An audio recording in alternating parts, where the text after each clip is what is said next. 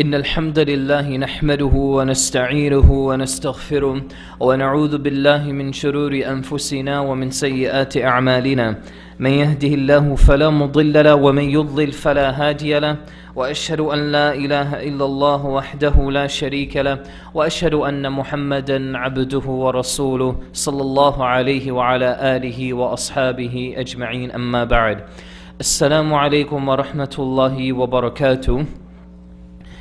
Insha'Allah ta'ala, we continue with the arkan of the salah, and we are going to now discuss with you very briefly about getting to the masjid and walking towards the prayer, which will take us to standing up in the salah, the takbiratul ihram. We have done Surah Al-Fatiha and discussed its rulings, and then we will go straight to the bowing and the ruku' and standing up and things like that.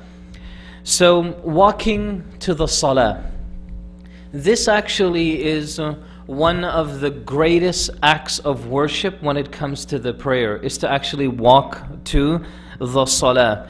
It's so great that there is a specific hadith that mentions that every step, or likulli khutwatin, every step that you take, there is a reward for each step. And the Prophet ﷺ told the companions who were going to ride their horses to pray, who were going to ride their horses to the prayer, so they were using some other mode of transportation, not to do so, but rather they should come to the masjid by walking, because each step towards the masjid is always in your favor when it comes to good deeds.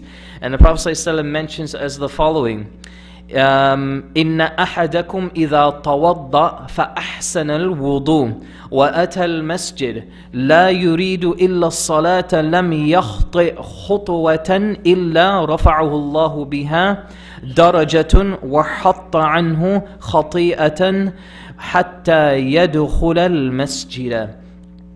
The Prophet ﷺ mentions the following: that verily, without a doubt, if one of you does his wudu properly, فَأَحْسَنَ الْوُضُوء, so they do a perfect wudu, وَأَتَى الْمَسْجِدِ, and then they come to the masjid, and they do it for no other reason except for the prayer itself. That's the whole reason why they're coming. It's just for the salah. Notice the wording of the hadith. You're not coming for just a class, you're not coming for anything. It's only salah. Now, if you come for all of the other things, you come for a conference, a lecture, and that sort of thing, then insha'Allah, this hadith also applies to that. But it's specifically now going to address the person who's coming only for the salah. And it mentions, he will not take a single step except that by it Allah Azza wa Jal will raise him one level and remove a sin from him until he enters the masjid. Hadith in Bukhari. So Allah Azza wa Jal will raise his honor and decrease his sins. So the question here is, some people have said that if you drive a car, then every time the wheel turns one circulation, that's like one step. So imagine how the car is turning so how many steps are going by. None of this has any evidence. It's an invalid qiyas in and of itself. So there's no comparison to this. You physically have to be able to walk and feel that motion of walking. So let me tell you what some people do, which is very clever. And mashallah, it shows their eagerness in wanting this reward. I remember one brother I used to pray with all the time. He used to park his car in the parking lot of the masjid, and he would park all the way at the end, of the parking. So I'm like, why do you do that? And then he mentioned to me about this hadith. So I was like, mashallah, that's amazing.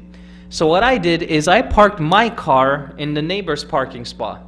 So now we start competing with each other. So he saw that and he's like, are you doing that because of the same hadith? And I'm like, yeah. So what he started to do is he parked his car in the neighbor's spot, and then he, instead of walking straight towards the door, he started zigzagging his way towards the door. So he made the route and the walking even longer, and he started going back and forth. So I said, okay, there's no way to top this. So I decided to park my car farther down the street and start walking back. So he saw that as well, and he took it one step further, and mashallah, his iman was stronger than mine. I couldn't compete after that. There was a mall maybe about 2 blocks down the road. He parked his car there and started walking to the masjid. And he did this just simply because of the reward. So you see, when you do those simple little things, subhanAllah, Allah Azza wa Jal elevates you when you come to the salah. This is also one of the ways to increase our chances that our salah is accepted by Allah Azza wa Jal as well. Is to take advantage of these things. So sometimes when you do come to the masjid, you may want to reconsider looking for the closest spot to the door, because insha'Allah, for every step that you take, Allah will just elevate you. You will remove sins, and Allah Azza wa Jal will honor you with this. Now, with walking, there are also etiquettes. You also have manners in how you do this. Some people like to rush to the masjid, some people like to run to catch the rak'ah, all of these things. So there is an etiquette of how to do this. And as a result, the Prophet ﷺ told us to maintain the best composure when we are walking and not to hurry. The Prophet ﷺ mentions, إِذَا سَمِعْتُمُ الْإِقَامَ فَامْشُوا إِلَى الصَّلَاةِ. Whenever you hear the iqamah, the word is famshu, from amshi, yamshi, masha yamshi, which means to just walk. Don't rush to go to the salah. وَعَلَيْكُمْ بِالسَّكِينَةِ وَالْوِقَارِ. And what I order you to do is to walk to the prayer in peace and tranquility. So you know how you got to feel when you do this? You got to be very relaxed. Yeah, sure, the imam may have started the salah. That is not a reason. That is not a reason for you to rush yourself to the prayer. And look what the Prophet ﷺ says, وَلَا تَسْرَعُوا. And don't hurry or hasten or rush to the prayer. فَمَا أَدْرَكْتُمْ فَصَلُّوا. Whatever you miss or whatever you are able to catch of the prayer, then by all means pray. وَمَا فَاتَكُمْ فَأَتِمُّوا. Then whatever you miss of the salah, don't worry about it. You can still make it up. And a lot of people, this is an issue here that a lot of brothers and sisters, they do this. They'll run to the masjid, they'll run inside the musalla. Some of you probably hear it. Sometimes you might be praying and then you hear the footsteps coming behind you whilst you're standing, and you have the khushu, and all you hear is and you hear somebody just running inside the musalla. Well, this is what we're talking about. It defeats the whole preparation for the salah. Now, why is this so important? Imagine when you run from here to like the store. When you get inside the store, what are you doing? You're only focused on gathering yourself, catching your breath one more time. That's all you're focused about. You're only focused about getting yourself, your body calm once again. And the Prophet ﷺ is telling you that's how you're supposed to be in the salah from the very beginning. That's not something you should be doing within the salah itself. So there's a beautiful wisdom behind this. Another etiquette of how we walk is that the Prophet ﷺ also mentions that do not cross between your fingers, and the Prophet ﷺ forbade one of the companions to do this. What do we mean when we say cross between your fingers? It's like this. So try to avoid this, especially on Yawmul Jum'ah before the khutbah. This is actually one of the disliked acts or etiquettes before the Jum'ah khutbah. The Prophet ﷺ stopped a companion by the name of Ka'b ibn Ujra radiyallahu an, and he told them not to do this because this was a method of how some of the mushrikun used to worship some of their gods during that time. So to stay away from that. But it's an etiquette. If you happen to do this and you're waiting for the salah and so on, you're not sinful in the sight of Allah. However, it goes against the perfection of the etiquettes of a Muslim, especially when it comes to the prayer. Then the Prophet ﷺ continues. A third etiquette, when coming out of the house to walk to the masjid, which we talked about. However, this is the most beautiful part about walking to the masjid, is the dua. The dua that you say, this is one of the most beautiful duas, that you ask Allah, Allahumma ij'al fi qalbi noora. Oh Allah, place light in my heart. Wa fi lisani noora. And on my tongue, noor, light. وَاجْعَلْ فِي سَمْعِي نُورًا, and place within my hearing, my ears, place light in it. وَاجْعَلْ فِي بَصَرِي نُورًا, and place within my eyes نُورًا, light. وَاجْعَلْ فِي خَلْفِي نُورًا, and place behind me light. وَاجْعَلْ فِي أَمَامِي نُورًا, and place in front of me light. وَاجْعَلْ مِنْ فَوْقِ نُورًا وَمِنْ تَحْتِ نُورًا, place above me light and place below me light. Allahumma a'tini nura. Oh Allah, just give me light. This dua is perfect for the salah. A person who prays, Allah Azza wa Jal places nur in their life, places nur in their bodies. Physically, when somebody prays, they become very beautiful. As a matter of fact, just recently there was an article that was released about the prayer and the beard. And this was written by a non-Muslim. And it mentioned there that one of the medical benefits behind the salah, behind prayer, behind going and prostrating so many times in a day, it actually causes the body to release certain gases and certain elements that it needs to as part of its function, as part of the mechanisms of the body for it to flow, the bloodstream to flow right, just to generally maintain a healthy body. The sujood is actually assisting and helping and improving this process. This here, some of the scholars also said that the sujood also eliminates headaches and also can prevent certain ailments and cancers and sicknesses from building up within the brain.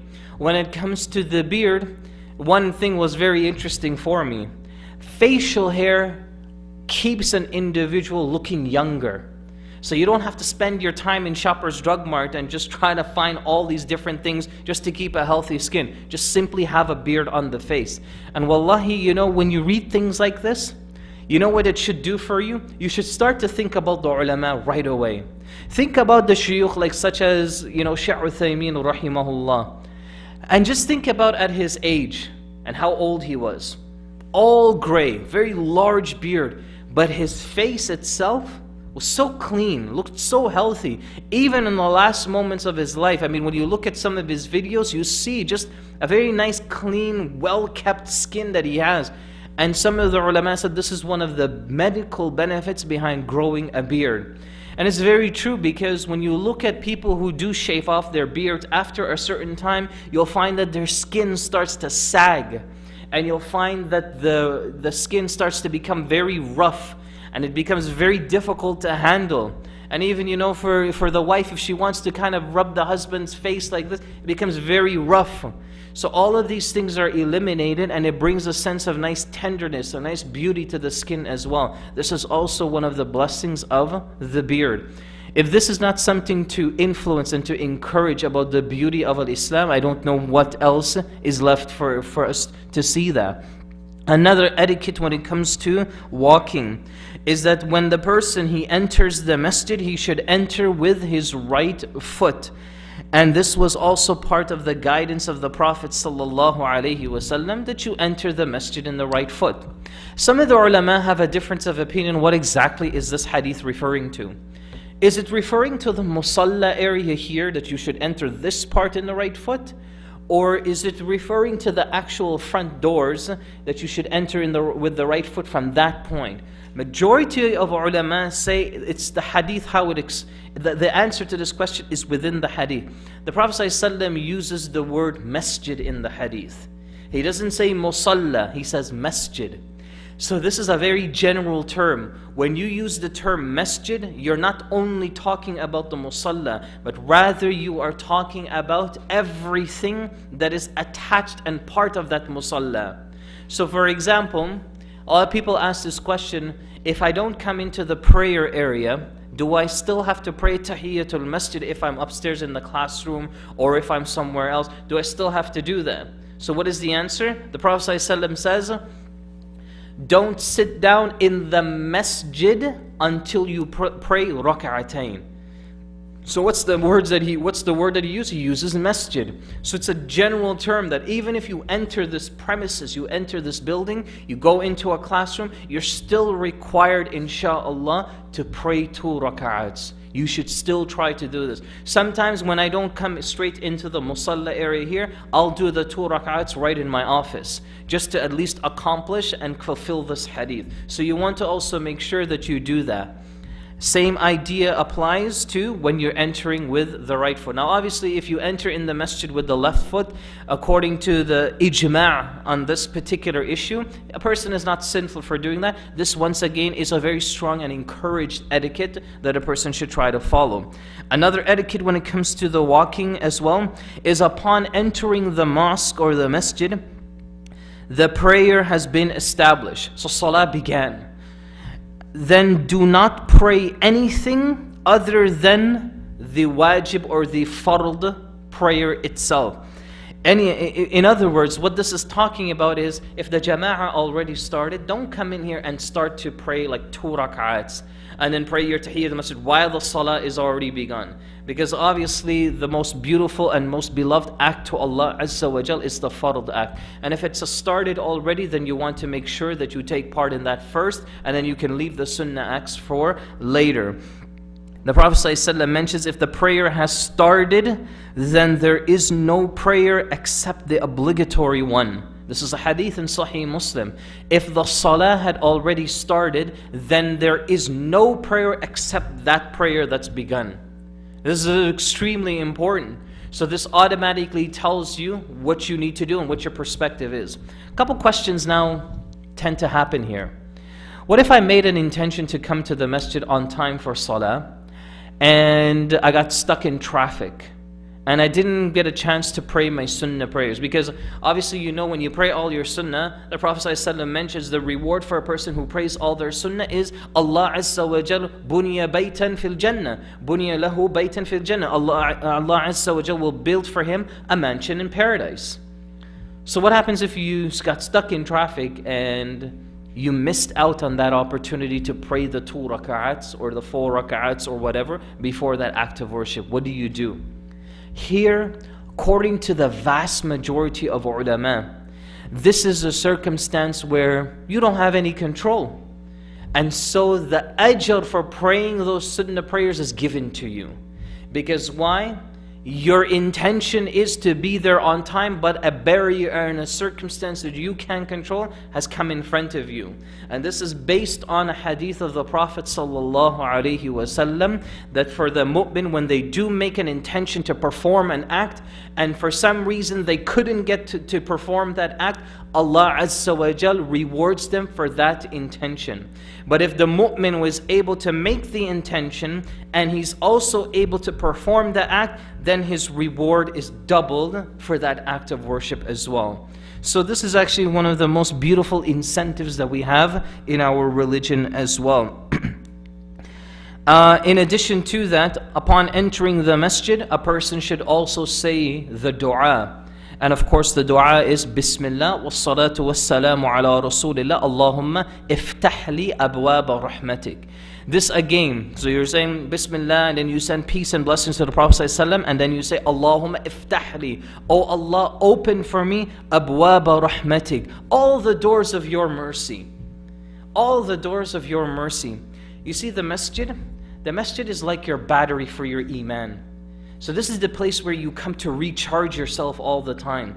A masjid is not a place of just prayer. It's not a place where you just come and you meet Muslims and you leave. A masjid is a part of your lifestyle. It's a part of your everyday routine.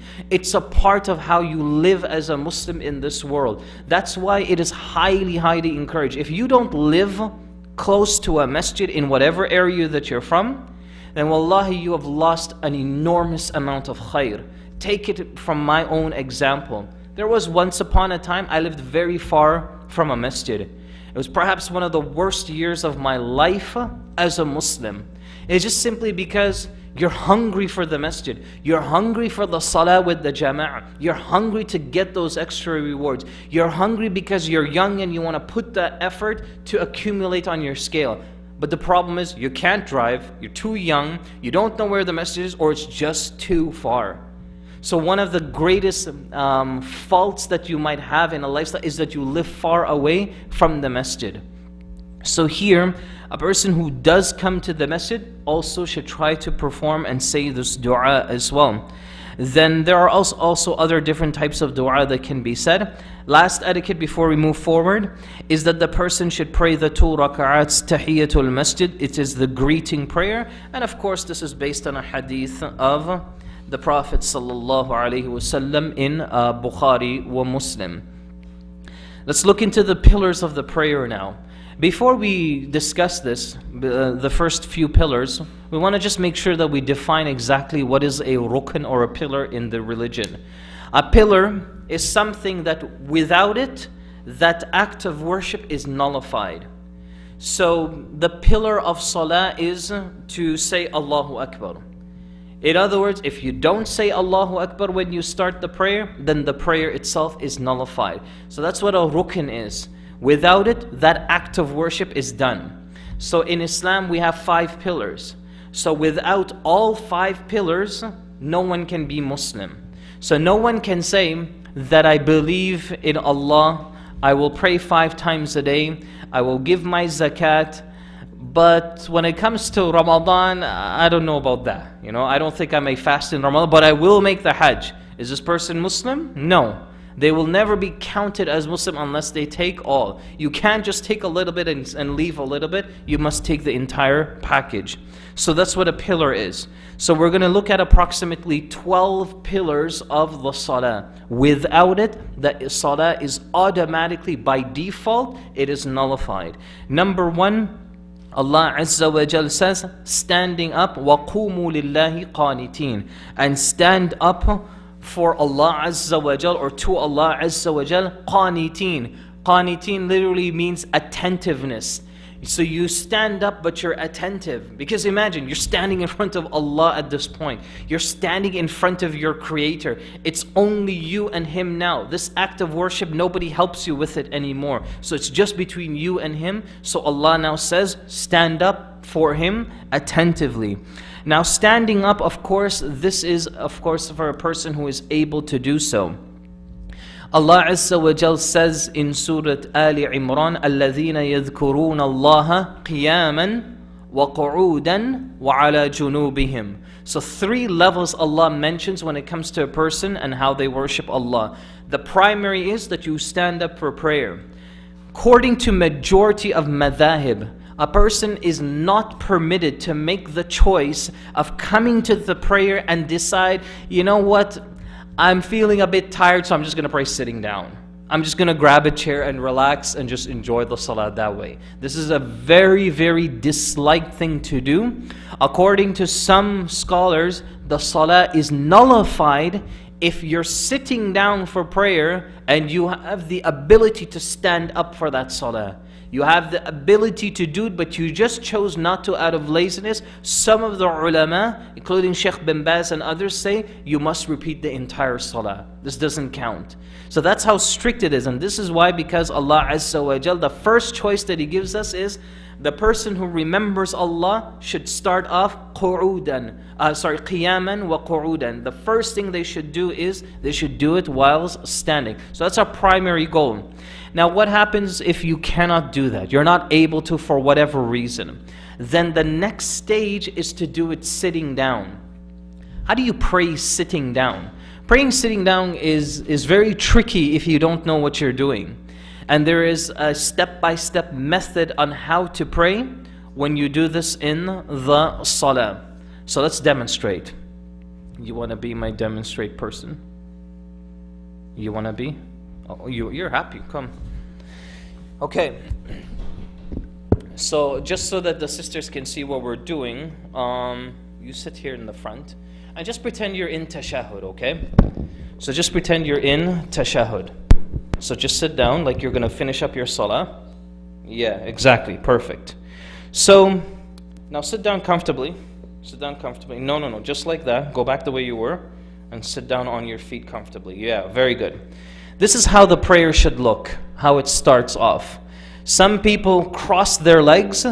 Becomes invalid. It doesn't even count as an actual sitting position in the Sharia when it comes to the salah. So how do you start off a sitting position or a prayer? So you'll do your takbir. So just, raise your hands and pretend you're going to pray. So, no, pretend you're going to pray. So, and fold your hands. Good. So, prayer starts off this way.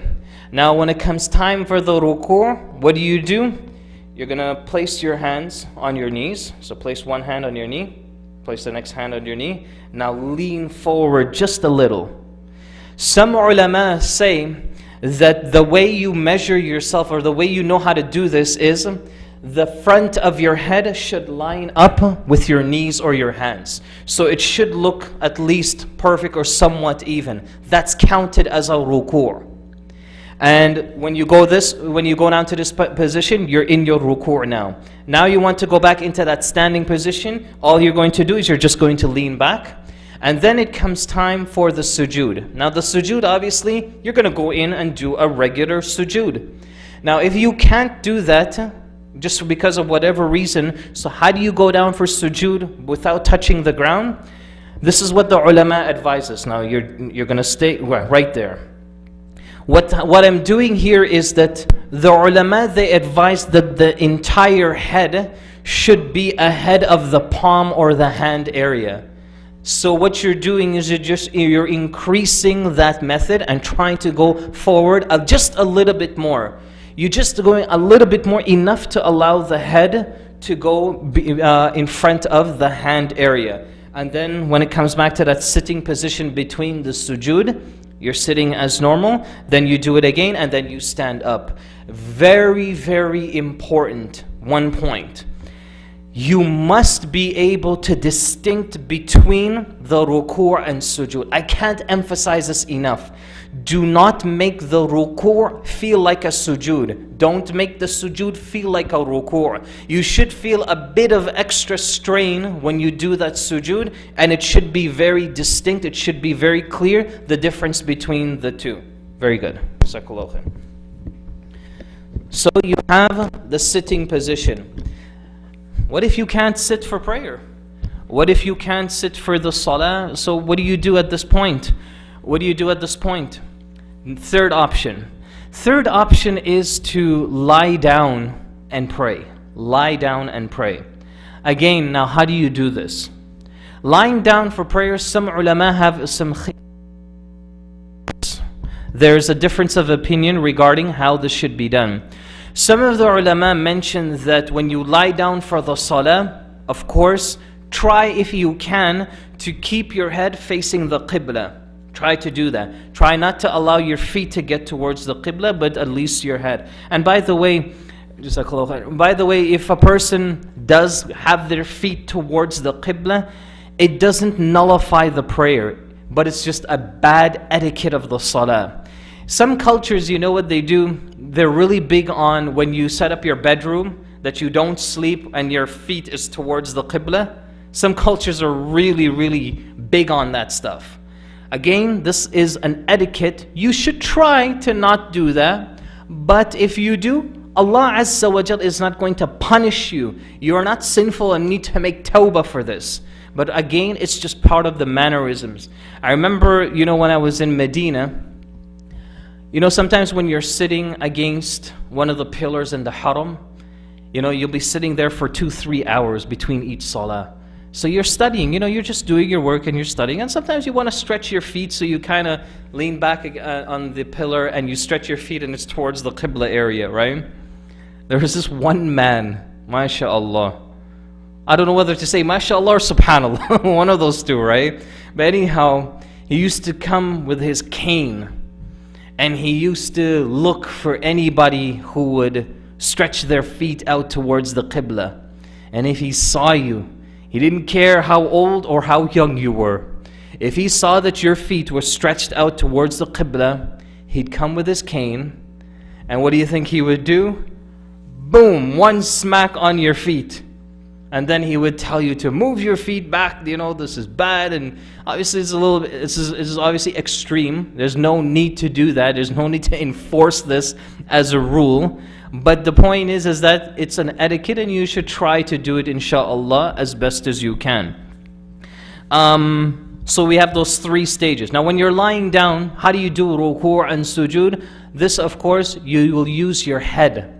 So the way that you will use your head, obviously any movement that you can do with the head will count as a ruku' and a sujood. Even if you cannot turn to do the taslim, you can still do it with your eyes or as much as you can, and it counts as the taslim.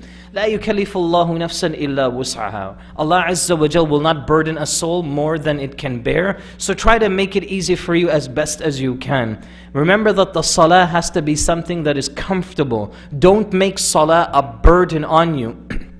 Allah Azza wa Jal says about the munafiq in Surah Al-Baqarah that the salah وَاسْتَعِينُوا بِالصَّبْرِ وَالصَّلَاةِ, and ask Allah Azza wa Jal to help you through patience and the salah. وَإِنَّهَا لَكَبِيرَةٌ إِلَّا عَلَى الْخَاشِعِينَ. The salah, this word innaha, the damir or the extension or the pronoun, is referring back to salah. Allah Azza wa Jal says that salah is kabira. It's a big burden, it's heavy, except for the person who is amongst the khashi'een, except for the person who has khushu'. Other than that, salah should never feel like a burden upon your soul or upon your body.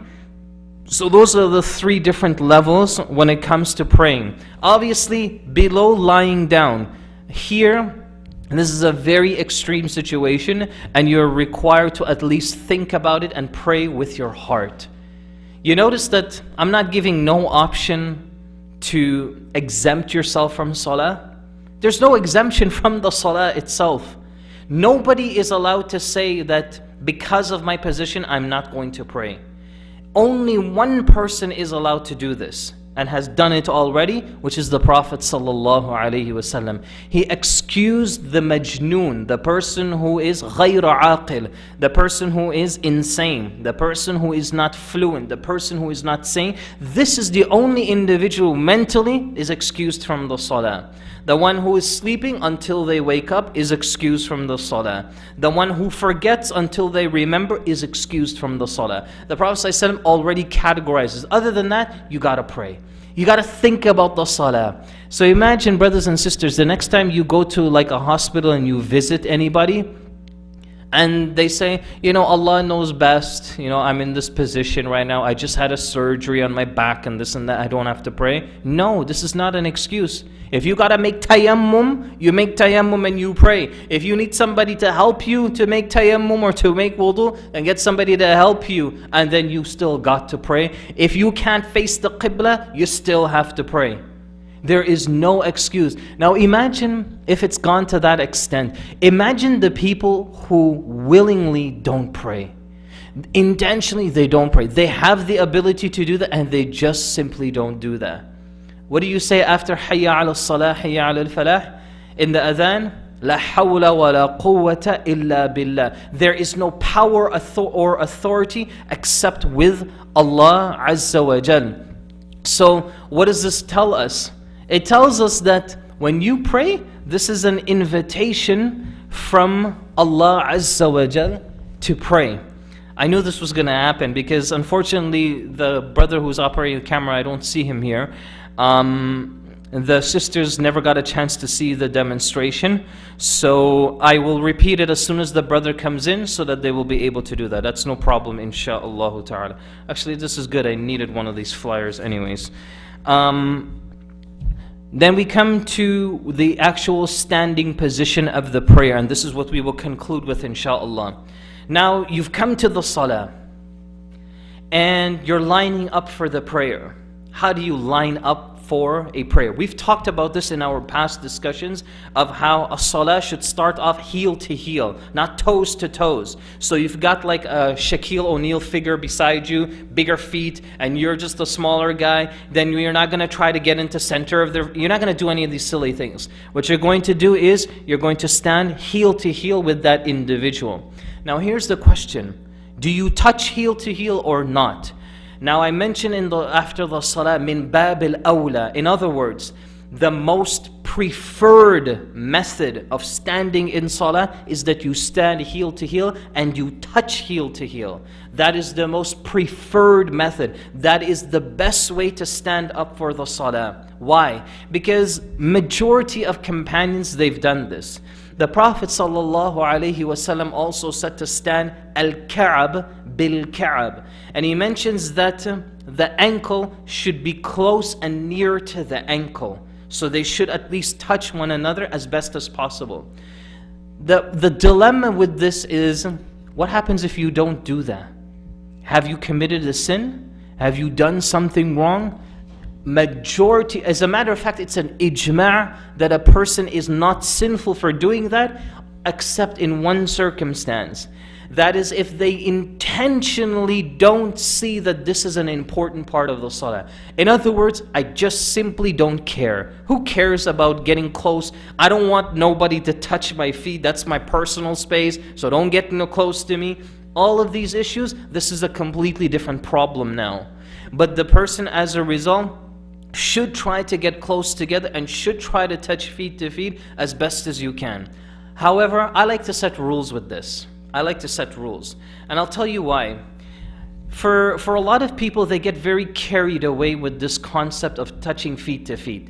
Their entire salah is a battle with the person beside them to stay feet to feet, touch feet to feet. Their whole salah is battling through this. And let me tell you what exactly I'm talking about. Sometimes you might notice somebody beside you, you're praying, and you might be a quarter or a 0.3 centimeter away from their feet. Just enough that there is a piece of hair can fit between you and that person's feet. You don't really feel the skin there, but you guys are close enough. Then all of a sudden you feel that feet get close to you, and it starts drilling into your feet. This here again, defeats the whole purpose of standing feet to feet. You're not supposed to stop the blood circulation of your brother beside you. You're not supposed to pound your feet beside him.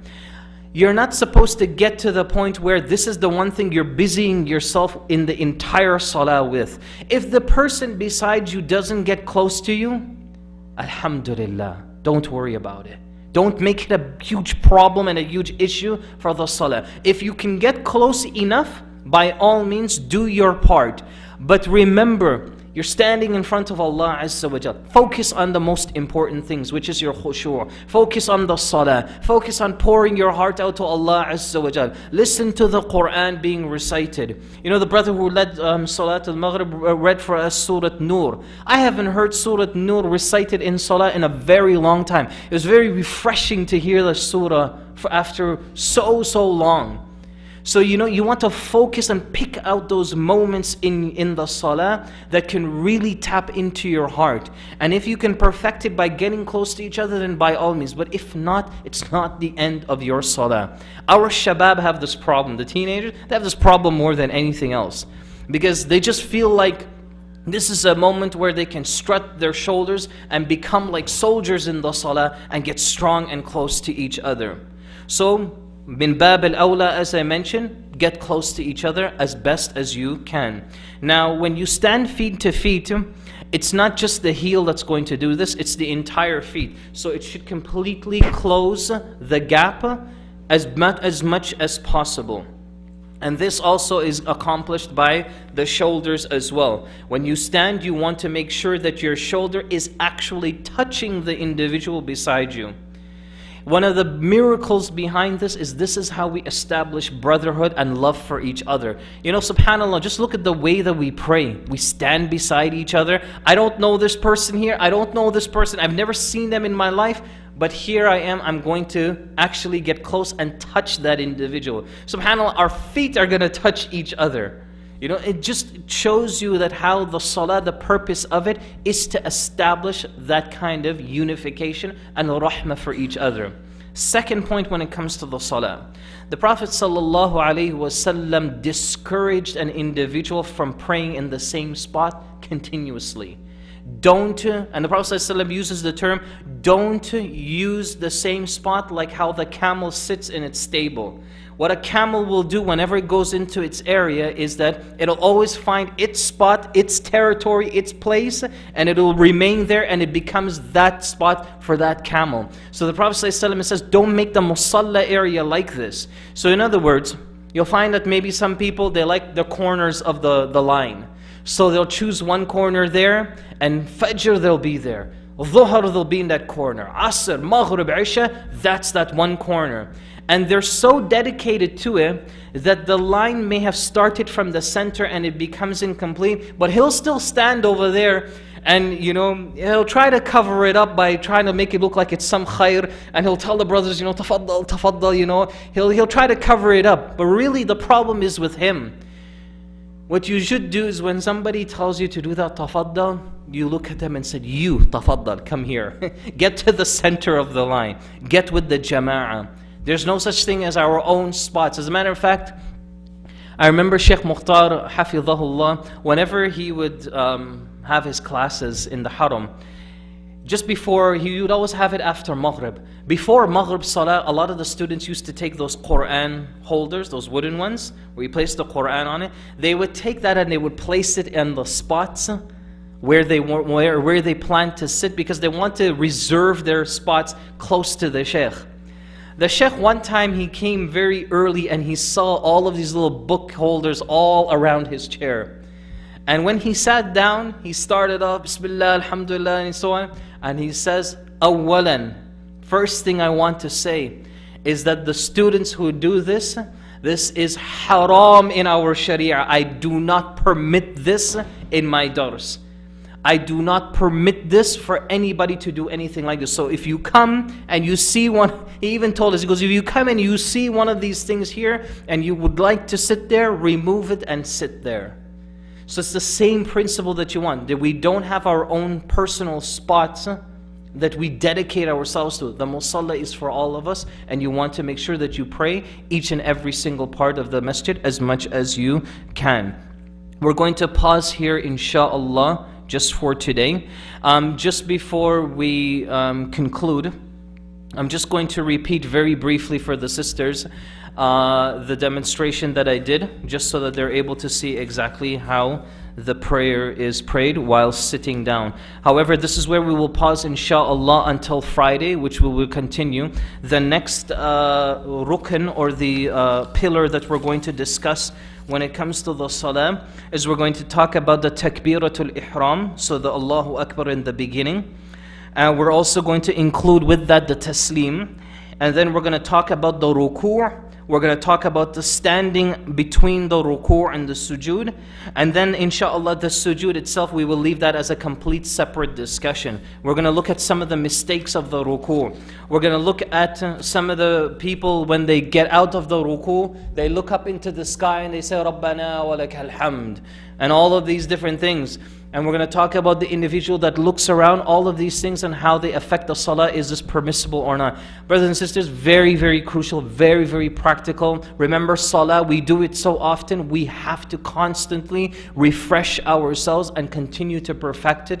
This here is also a lesson for myself. I'm also perfecting my own prayer as I go through it with you. So we ask Allah Azza wa Jal to give us the ikhlas and the sincerity and the strength in order that we can perfect our prayers, in order that we can have sincerity in our salah. And we ask Allah Azza wa Jal to make us cry in our prayers, to soften our hearts in our du'as. And most importantly, we ask Allah Azza wa Jal to accept these efforts from us. Wa akhiru da'wana and alhamdulillahi rabbil alameen. I don't want you to record this, okay? But the sisters can still see, right? Yeah, if you stop the recording, they can still see me at the back. Yeah, that's all. I just want them to see it, okay? Okay. Because there's no point of recording the same thing twice, right? Okay, where's my salah buddy? Where are you? Come. Okay, so we're going to do the same thing, okay?